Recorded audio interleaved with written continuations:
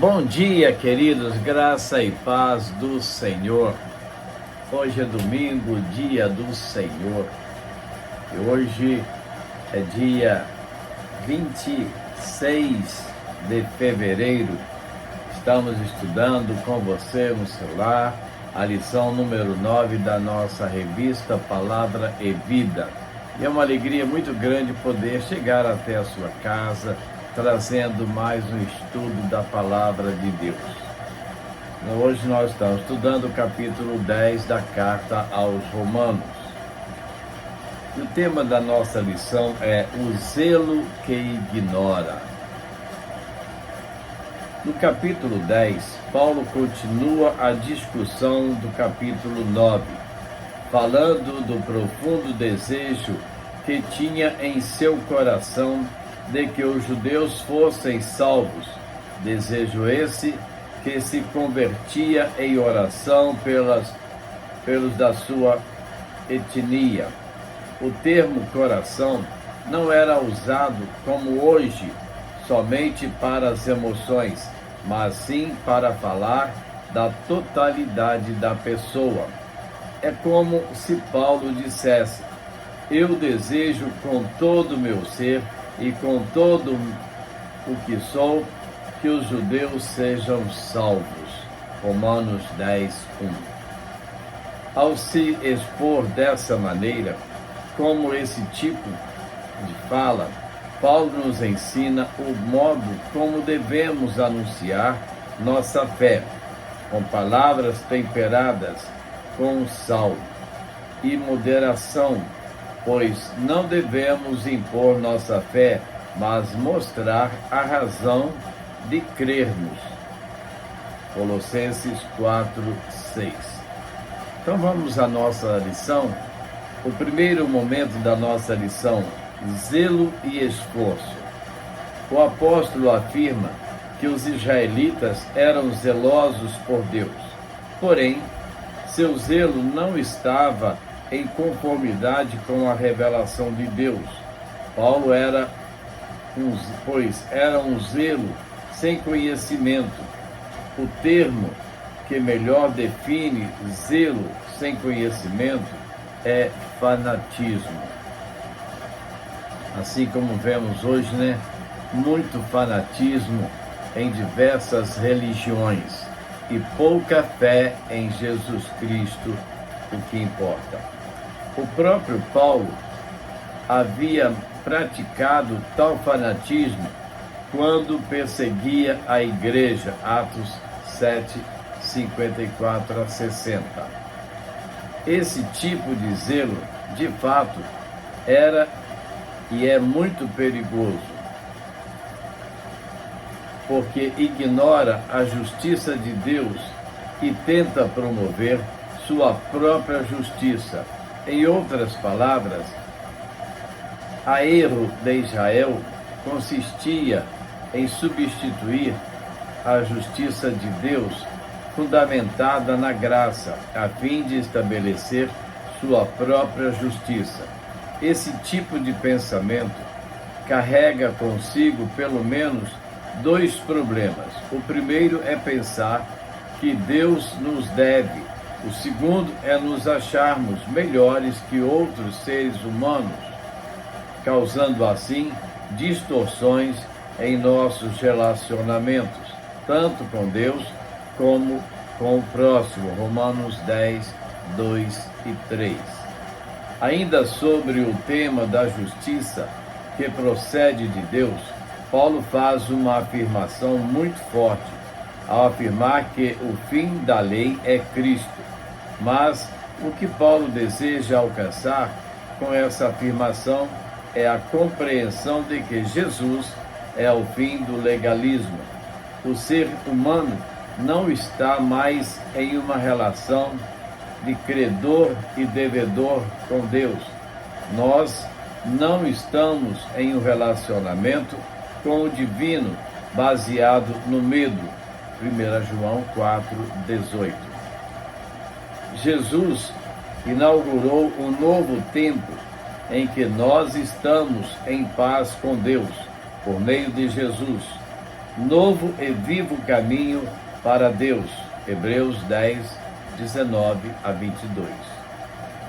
Fomos reconciliados com o Pai, logo procuramos a justiça que vem de Jesus, não a que vem da lei.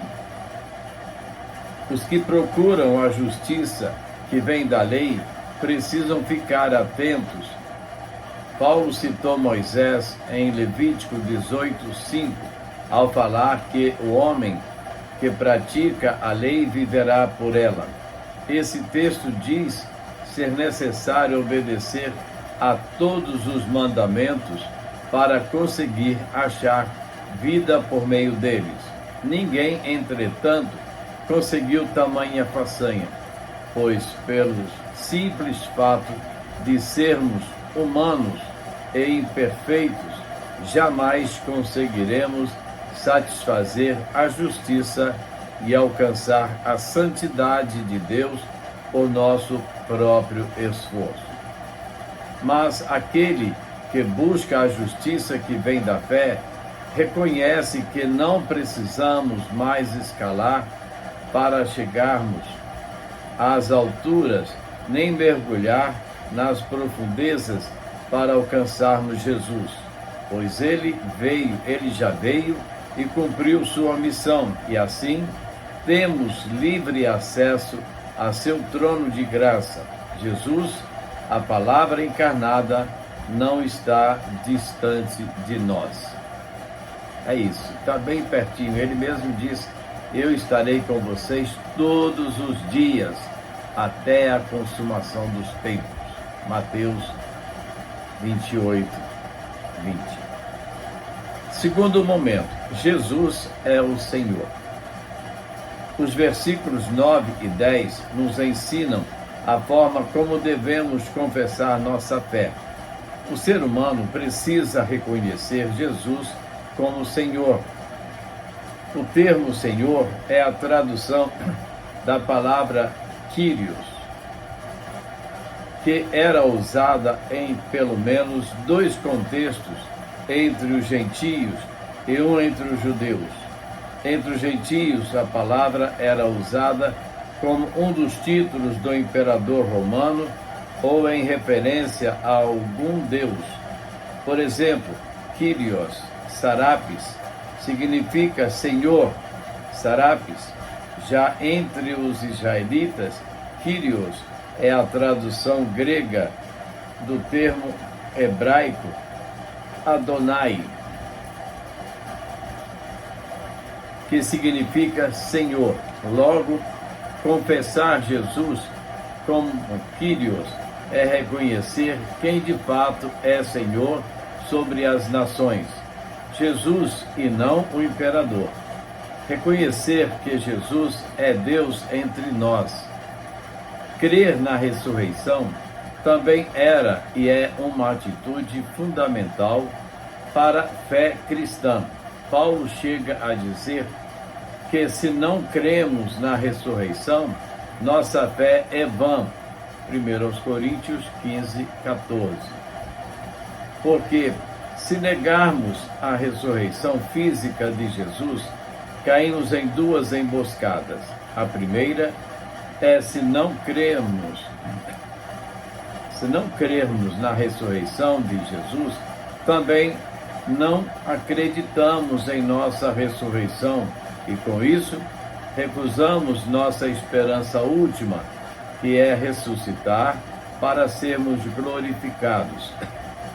A segunda é que, se Jesus não ressuscitou, ele não está vivo, não está à destra de Deus, não intercede por nós. Portanto, se ele está morto, nossa fé também está. Eu, contudo, continuo acreditando na ressurreição do meu Senhor e em sua presença real em nosso meio. Eu vivo porque ele vive.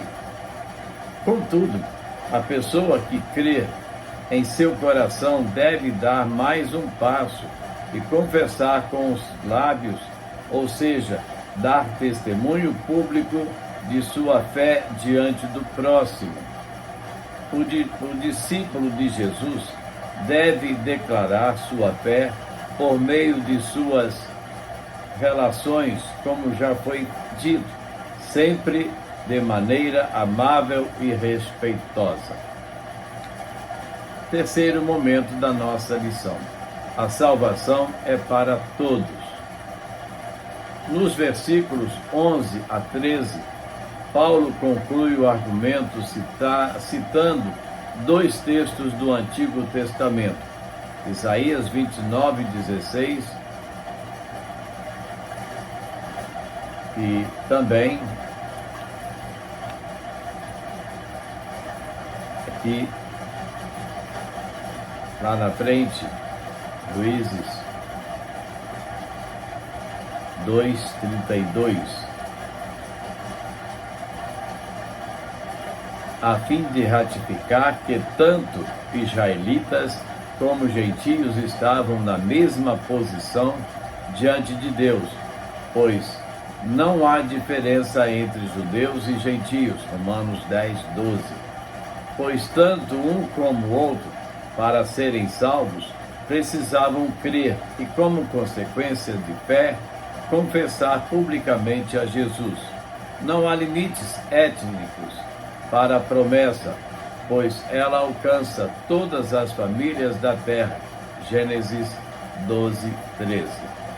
Em seguida, Paulo faz 4 perguntas, Romanos 10, 14 e 15, demonstrando a necessidade que temos de evangelizar, ou seja, de anunciarmos Jesus como Senhor, que venceu a morte e nos trouxe a esperança de que também venceremos. Primeira pergunta: como alguém vai invocar quem não conhece? Você conhece a Jesus? Conhecer por convivência com Ele. Segundo, como alguém vai ouvir algo que não foi anunciado? Se você ouviu, porque foi anunciado. Alguém pregou, alguém anunciou. Então você precisa anunciar Jesus às pessoas para que elas possam ouvir e entender.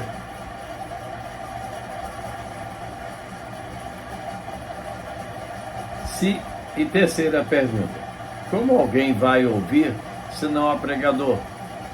Você é o pregador, eu sou o pregador, nós somos os pregadores. A fé vem pelo ouvir, e ouvir a palavra de Deus. E quem vai anunciar a palavra? Somos nós. Quarta pergunta: como haverá pregador se não há quem envie? Jesus disse que nós precisávamos sair pelos campos e valados. João 3,16 diz: portanto, ide por todo o mundo, pregai o evangelho a toda criatura. Né? O amor de Deus. Ele fala do amor em João 3,16. Porque Deus amou o mundo de tal maneira que deu seu Filho, para que todo aquele que nele crê não pereça, mas tenha a vida eterna. Portanto, ide pregai o evangelho. Quem crer e for batizado será salvo. Quem não crer já está condenado. A igreja é a única instituição no mundo que tem o privilégio de anunciar o evangelho de Jesus. Nós somos a igreja. Só a igreja pode ser igreja, por isso não devemos perder nosso tempo tentando ser outra coisa, nem devemos colocar algo ou alguém no lugar de Jesus. Somente Ele é o nosso Senhor. Como são belos os pés dos que anunciam as boas novas. Romanos 10:15. Essa é a afirmação de Paulo para designar a pessoa que se compromete em pregar as boas novas do reino de Deus. A caminhada de mensageiros na antiguidade não era fácil. Eles caminhavam dias, chegavam aos destinos com seus pés sujos, cansados. Porém, quando entregavam suas boas notícias, o povo se alegrava. O trabalho do pregador é anunciar Jesus e sua obra de salvação. Nós só temos a tarefa de levar a mensagem aos ouvidos das pessoas, pois a fé vem pelo ouvir, Romanos 10:17. Contudo, quem a leva ao coração é o Espírito Santo, que convence o homem do pecado, da justiça e do juízo. João 16:7-11. Por isso, a igreja precisa acreditar no poder do Espírito, não na força do próprio braço. Voltando ao tema mais específico do capítulo, em Romanos 10:16-21, Paulo diz que nem todos os israelitas deram crédito à pregação do Evangelho, ou seja, ao cumprimento das promessas e alianças que foram feitas a seus antepassados. Esse fato certamente torna os israelitas que não creram culpados, pois eles tinham informações suficientes para compreender o caminho da salvação pela graça, não por consanguinidade ou méritos próprios. Conclusão: acreditar na salvação via consanguinidade, ou seja, através do parentesco, e por méritos, pelo cumprimento da lei, fazia que os israelitas se achassem um povo exclusivo de Deus, como se Deus fosse somente de Israel, a fim de confrontar o exclusivismo judaico. Deus, ele veio para os seus, o seu povo, mas ele veio através do povo de Israel para chegar a toda a população do mundo. Todo aquele que crê é salvo por Jesus. Fazendo referências também aos gentios, eles também teriam direitos à salvação. Que mesmo sem terem tido todos os privilégios de Israel, ouviram a mensagem do Evangelho e aceitaram o socorro divino pela justiça que provém da fé. Israel, embora Deus sempre estivesse de mãos estendidas, escolheu a rebeldia e a desobediência. Deus, porém, mantém as mãos estendidas para todos aqueles que creem, independentemente de serem judeus ou gentios. A Bíblia diz que Deus não quer que ninguém se perca, antes que todos sejam salvos, não importa a nacionalidade. Para pensar e agir, você deseja com todo o seu ser que as pessoas sejam salvas? É uma pergunta lá no íntimo do coração. Você anuncia o Evangelho respeitando a consciência dos outros? Lembre-se de que temos que ter palavras temperadas com sal. E, finalmente, você crê em Jesus como único Senhor e Deus que ressuscitou? Você crê em nossa ressurreição? Você crê nisso? É importante pensar, não é? Vamos orar? Nosso Deus e Pai, damos-te graça, Senhor, porque temos o privilégio de estudar mais uma vez a Tua Palavra, através da Escola Bíblica Dominical, chegando, Deus, aos lares, aqueles que não podem estar na Tua casa para presencialmente estudarem a Tua Palavra, mas a Tua Palavra chega até eles, ó Deus. Faça com que cada um que ouvir a nossa voz nesta manhã, a Tua voz, possa entender a Tua Palavra e possam crer em Jesus como único Salvador, crer na ressurreição de Jesus, sabedores de que um dia também nós ressuscitaremos para estarmos na glória com o Senhor. Abençoa as nossas vidas, Senhor. Perdoa, Deus, os nossos pecados e aumenta a nossa fé a cada momento no Senhor, para que possamos não apenas ser ouvintes, mas praticantes e anunciantes da Tua Palavra, levando o Teu Evangelho a tantas pessoas que não Te conhecem, mas precisam Te conhecer e viver uma experiência com o Senhor. Muito obrigado, Deus, porque o Senhor nos dá a oportunidade de anunciar a Tua Palavra. Fica conosco e abençoa as nossas vidas. Ajuda-nos, ó Deus, nas nossas caminhadas. Nós oramos, clamando pelo nosso Brasil. Tem misericórdia do teu povo, ó Deus, e abençoa cada família que nos ouve nesta manhã, neste domingo. No nome de Jesus nós oramos. Amém.